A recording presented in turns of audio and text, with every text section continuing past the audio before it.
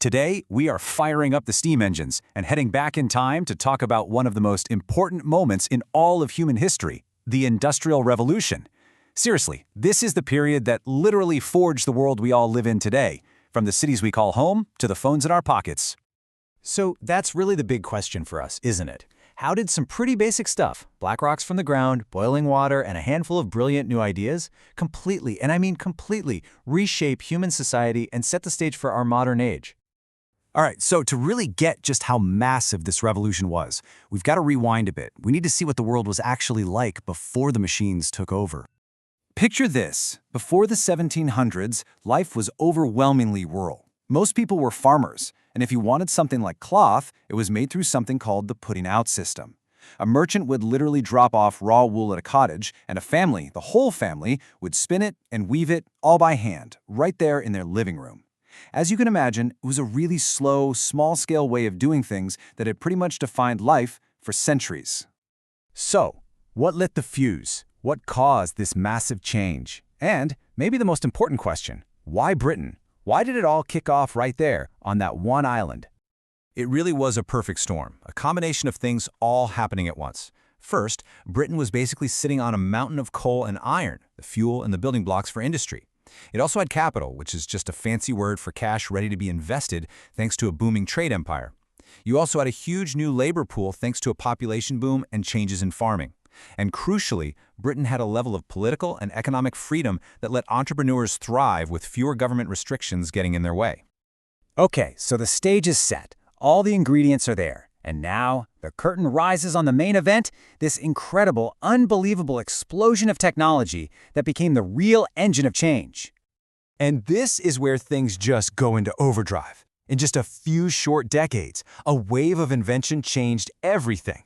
First, you get the spinning jenny, which let one worker spin dozens of threads at once. Then, the water frame scaled that up using water power. But the real, absolute game changer was James Watt's improved steam engine.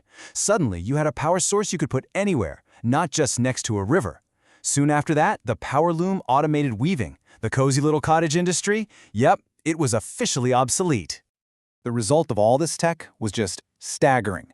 Britain's ability to produce things exploded. It can make textiles and iron goods way faster, way cheaper, and in huge quantities that no other country could even touch.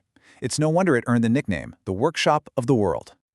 But you know, this incredible progress, it came at a price. A really steep human price. And this is where the story takes a much, much darker turn. Just look at this number. 14 hours. For a lot of people, men, women, and even children, this wasn't a bad week. This was the average length of a single workday, 6 days a week. And those 14 hours were spent in just brutal conditions. The factories were deafening, filthy, and incredibly dangerous. Workers breathed in coal dust and cotton fibers all day, leading to horrible diseases like black lung. At the same time, people were flooding into cities for these jobs, a process we call urbanization. They got crammed into these awful apartment buildings called tenements, often with no running water or sanitation. This was a perfect recipe for diseases like cholera to just tear through communities. And everyone had to work. We're talking whole families, including young kids, many of them taken from orphanages who were paid almost nothing. So you have to ask yourself, right? Why would anyone put up with this? Well, this quote really gets to the heart of it. If you were a farmer who'd lost your land, the factory, as horrible as it was, offered a wage, a steady paycheck. It was this powerful magnetic pull that fueled the crazy rapid growth of these new industrial cities. This brand new world created a massive new problem. How in the world are we supposed to organize this new society? And that question lit the fuse for an epic ideological showdown between two thinkers whose ideas, well, they still shape our world today: Adam Smith and Karl Marx. So first up, we've got Adam Smith, basically the father of modern capitalism. His big idea was pretty straightforward. Individuals and private companies, not the government, should own the factories and machines, and they should all compete with each other in a free market. And here's Smith's magic ingredient, this idea of the invisible hand. He argued that when a factory owner is just trying to make money for himself, he's kind of accidentally guided to produce what society actually needs, which benefits everybody in the end. So what's the government's job in all this? To stay out of the way. That's the whole philosophy of laissez-faire. Now, on the complete opposite side of the universe, you've got Karl Marx.